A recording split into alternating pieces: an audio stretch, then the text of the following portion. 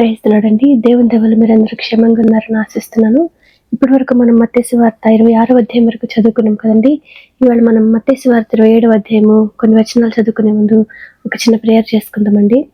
మహాపరిశుద్ధుడు అయిన యేసయ్య నీకే వందనాలు తండ్రి. యేసయ్య ఇంతవరకు మమ్మల్ని సజీవ లెక్కలు పెట్టిదేవా నాన్న, నీ గురించి మాట్లాడుకునే అవకాశం ఇచ్చినందుకు నీకే వందనాలు యేసయ్య. నాన్న తండ్రి, ఇప్పుడు మీ గురించి మాట్లాడుకోబోతుండగా ఎక్కడ ఏ తప్పు మాట్లాడకుండా యేసు నామములో నా నోటి మీ కంచే కావాలండునుగా ఆమేన్. యేసు నామములో మా అందరికీ నీ వాక్యాన్ని అర్థం చేసుకునే కృప కలుగునుగా ఆమేన్. యేసు నామములో అడుగుచున్నాం తండ్రి, ఆమేన్. సాధారణంగా ఆ రోజుల్లో ఎవరైనా దేవదూషణ చేస్తే వారిని రాళ్లతో కొట్టి చంపేసేవారు కదండి. ఇక్కడ యేసయ్య దేవదూషణ చేశాడని వారందరూ నమ్ముతున్నప్పటికీ కూడా వారు పస్కాని ఆచరించాలి కాబట్టి వారెవరు కూడా యేసయ్యని రాళ్లతో కొట్టి చంపలేదు కదండి. యేసయ్యని ఎట్టి పరిస్థితుల్లో చంపాలని వారు ఆలోచన చేసి యేసయ్యని పొంతి పిలాతుకి అప్పించడానికి వారు సిద్ధపడుతున్నారు కదండి. ఏం జరిగిందో మనం చూద్దామండి. మత్తయి సువార్త 27వ అధ్యాయము 1వ వచనం నుంచి.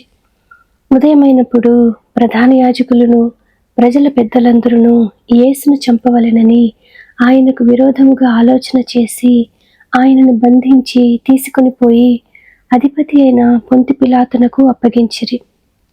అప్పుడు ఆయనను అప్పగించిన యూదా ఆయనకు శిక్ష విధింపబడగా చూచి పశ్చాత్తాపపడి ఆ 30 వెండి నాణెములు ప్రధాన యాజకుల యొద్దకును పెద్దల యొద్దకును మరల తెచ్చి, నేను నిరపరాధ రక్తమును అప్పగించి పాపము చేసితినని చెప్పెను.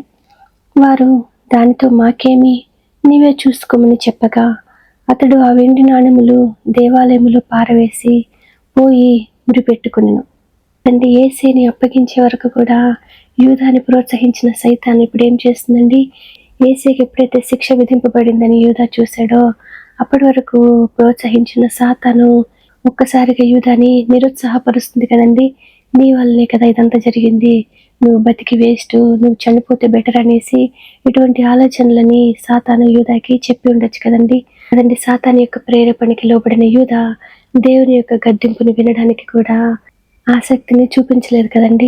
నీ పరిశుద్ధాత్మ యొక్క గద్దింపు కన్నా సాతాను యొక్క ప్రేరేపణకి ఎక్కువగా ఇంపార్టెన్స్ ఇచ్చిన యూదా ఏం చేస్తున్నాడండి? ఉరిపెట్టుకొని చనిపోయాడంట కదండి. కానీ పేతురు ఆ విధంగా చేయలేదు కదండి.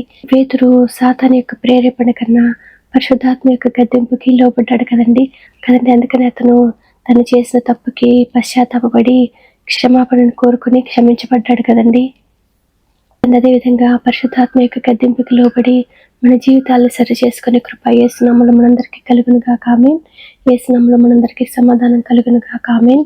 ఇప్పటి వరకు మనం చదువుకున్నాము మత్తయి సువార్త 27వ అధ్యాయము 1 నుండి 5వ వచనం వరకు. వాక్యాన్ని అర్థం చేసుకునే కృప యేసు నామములో మనందరికీ కలుగునుగా ఆమేన్. Praise the lord.